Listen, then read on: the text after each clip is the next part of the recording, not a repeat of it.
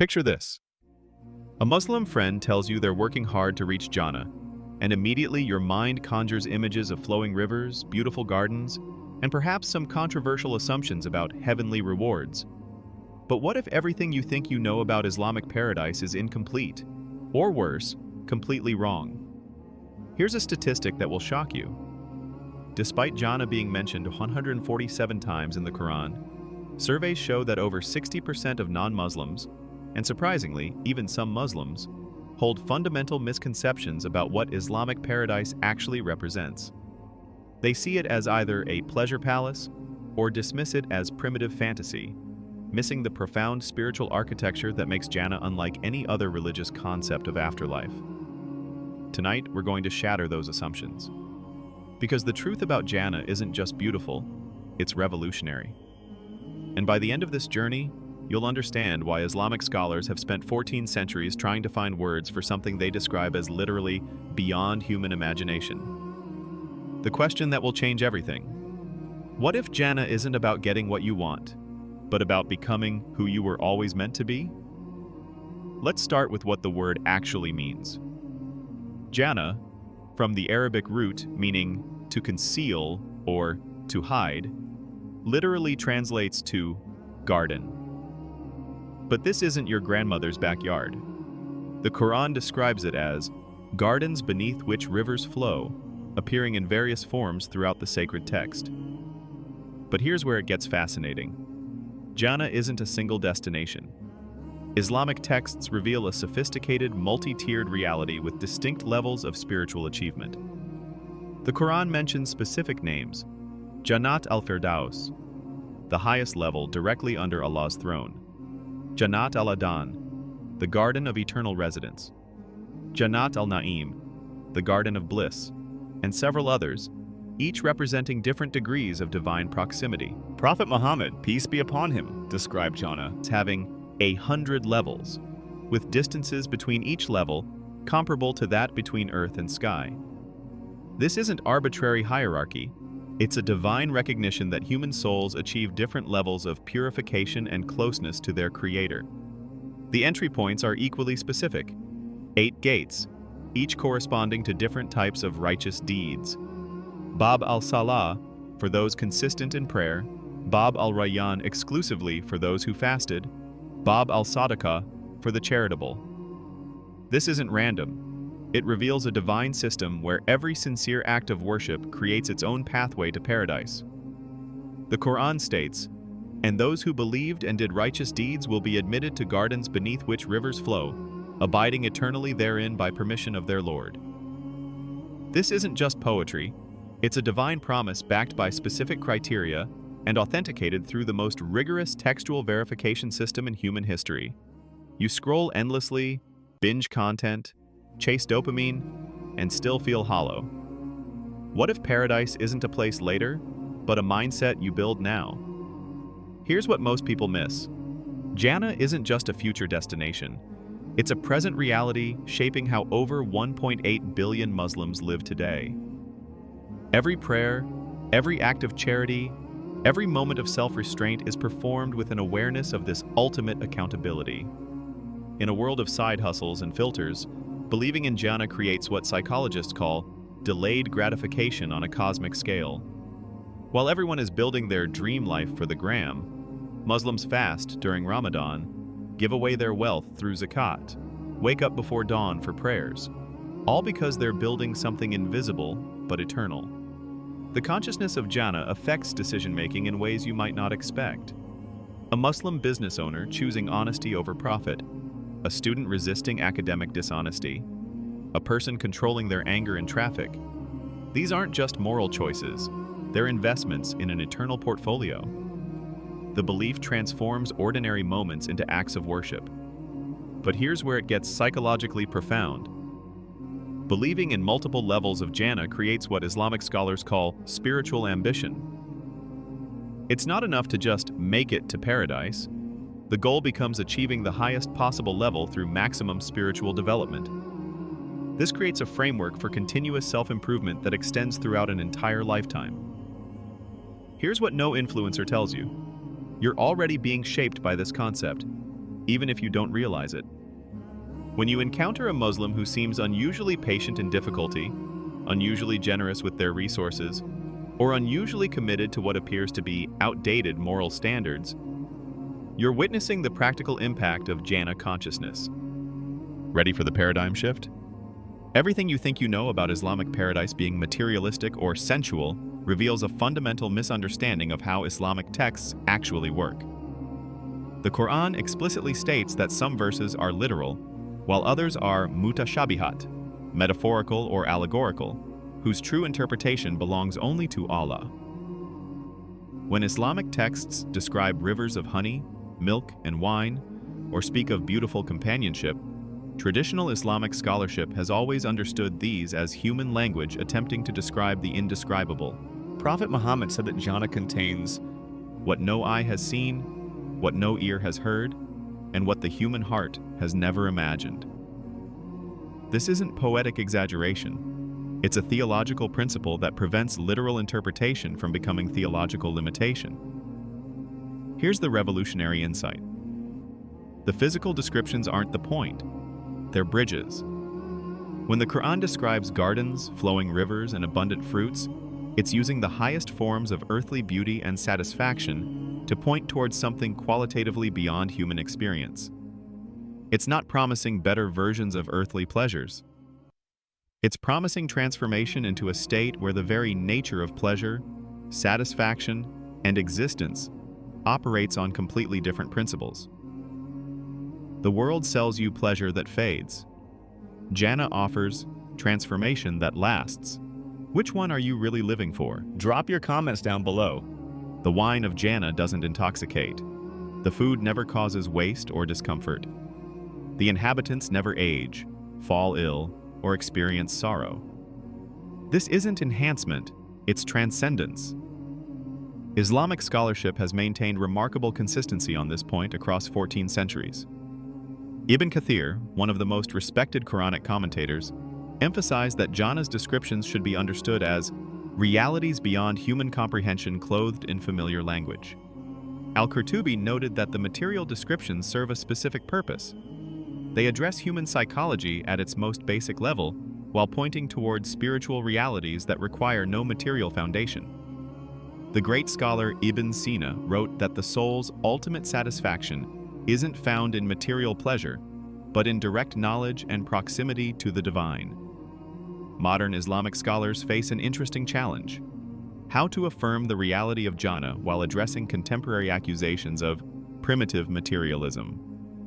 The scholarly consensus has been to maintain what they call theological humility, affirming that Jannah is absolutely real while acknowledging that its true nature exceeds human categorization. Sunni and Shia scholars do differ on certain aspects, particularly regarding whether believers will literally see Allah in Jannah. Sunni scholars generally affirm this vision without modality, meaning without Allah having physical form. Shia scholars tend toward metaphorical interpretation, understanding seeing Allah as ultimate spiritual awareness rather than optical perception. But here's what all schools agree on. The highest pleasure in Jannah isn't material. It's the removal of all veils between the soul and its creator. Everything else, however beautiful, is secondary to this divine proximity. The early Muslim community's relationship with Jannah wasn't theoretical. It was lived reality shaping extraordinary decisions. Stick with me, and if you're enjoying this, tap subscribe for more like it. When Bilal ibn Rabah, a former slave, was being tortured for his faith, he repeatedly said, Ahad, Ahad, one, one, referring to Allah's unity. His torturers offered him release if he would just denounce his faith.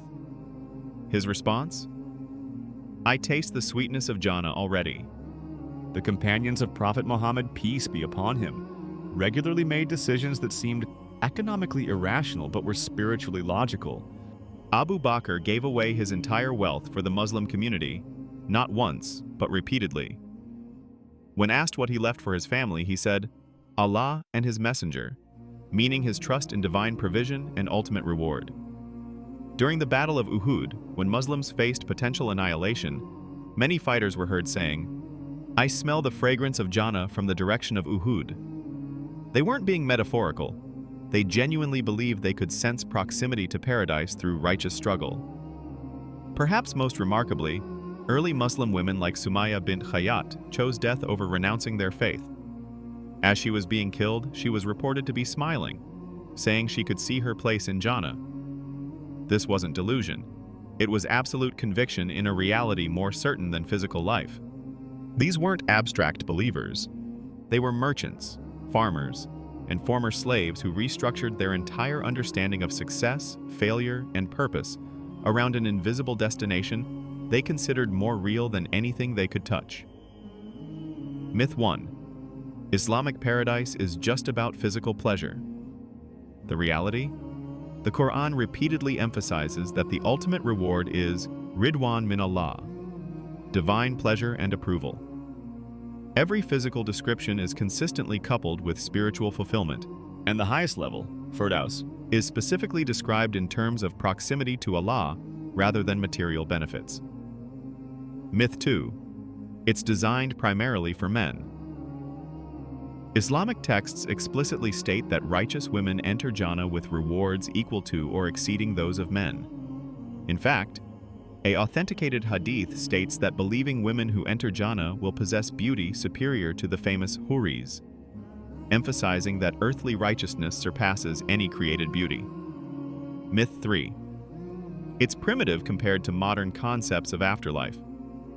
Actually, Jannah's multidimensional structure, incorporating physical, emotional, social, and spiritual fulfillment, is remarkably sophisticated. It addresses human longing for beauty, companionship, intellectual stimulation, and transcendent meaning simultaneously. Myth 4. Muslims are just motivated by selfish desire for reward. Islamic theology is clear. The highest motivation isn't personal gain, but divine pleasure.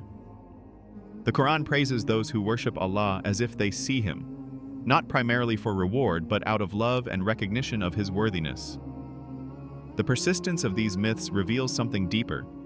They often stem from reading Islamic texts through non-Islamic interpretive frameworks, missing the hermeneutical sophistication that Islamic scholarship has always applied to these descriptions. Pause for a second. What part of Jannah's description surprised you most? Comment below. Your insight might unlock someone else's understanding. Understanding Jannah correctly transforms your entire view of Islamic civilization. When you realize that Muslim scientists, philosophers, artists, and social reformers throughout history were motivated not by primitive reward-seeking, but by sophisticated spiritual ambition, their achievements make sense differently. The Islamic Golden Age, with its advances in mathematics, medicine, astronomy, and philosophy, was driven largely by believers who saw intellectual pursuit as a pathway to divine proximity. They weren't compartmentalizing science and spirituality, they were integrating them under the umbrella of ultimate accountability and eternal significance. This awareness enhances what Muslims call taqwa, consciousness of Allah that leads to both moral behavior and intellectual humility. Knowing that this life is temporary while Jannah is eternal doesn't create escapism. It creates urgency for justice, compassion, and truth-seeking in the present world. For non-Muslims, understanding Jannah correctly explains behaviors that might otherwise seem irrational. Why Muslims prioritize prayer over profit. Why they're willing to sacrifice for abstract principles. Why they maintain hope in seemingly hopeless situations. It's not blind faith. It's conviction in a cosmic framework where temporary suffering serves eternal purposes. Perhaps most importantly, recognizing the sophistication of Islamic paradise discourse challenges simplistic narratives about primitive versus advanced religious thinking.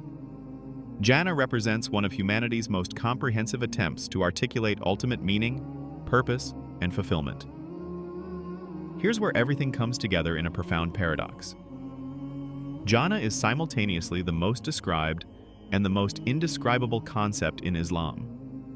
The Qur'an and authenticated traditions provide vivid, detailed accounts, while simultaneously insisting that its true nature exceeds human comprehension. This isn't contradiction.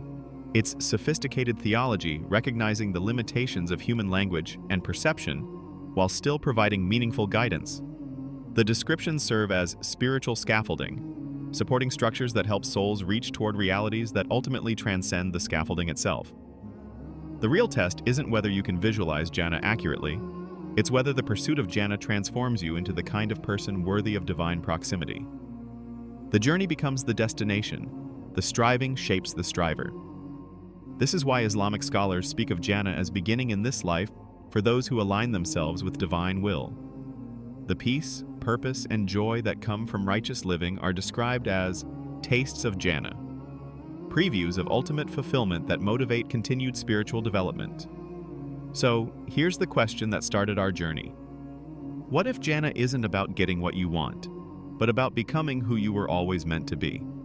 Islamic texts suggest that every soul is created with an innate yearning for its creator, what scholars call the fitra. All earthly pleasure, achievement, and satisfaction are shadows of this deeper longing. Jannah represents the state where this yearning is finally fulfilled, where the soul realizes its original purpose and achieves its intended relationship with divine reality. The descriptions of gardens, rivers, and companionship aren't promises of enhanced earthly pleasure.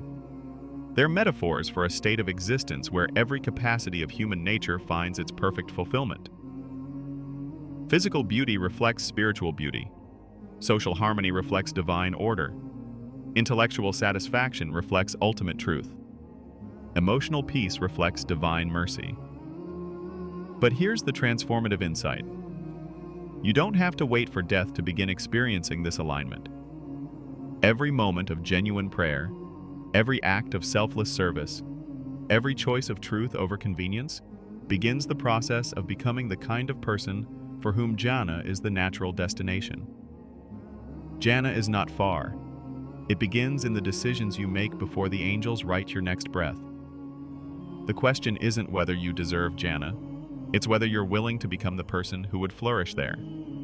And that transformation starts now, in this life, through decisions that seem small, but accumulate into the architecture of eternity. Will you carry this truth forward? Or will you return to the comfortable myths that keep ultimate reality at a safe distance? Because understanding Jannah isn't just about knowing Islamic theology. It's about recognizing the profound human yearning for transcendence that every soul carries, regardless of religious background. The garden is hidden, but the path is clear. The question is, are you ready to walk it? Click on that video on your screen and make time to learn about Islam right now. Until next time, Assalamu alaikum.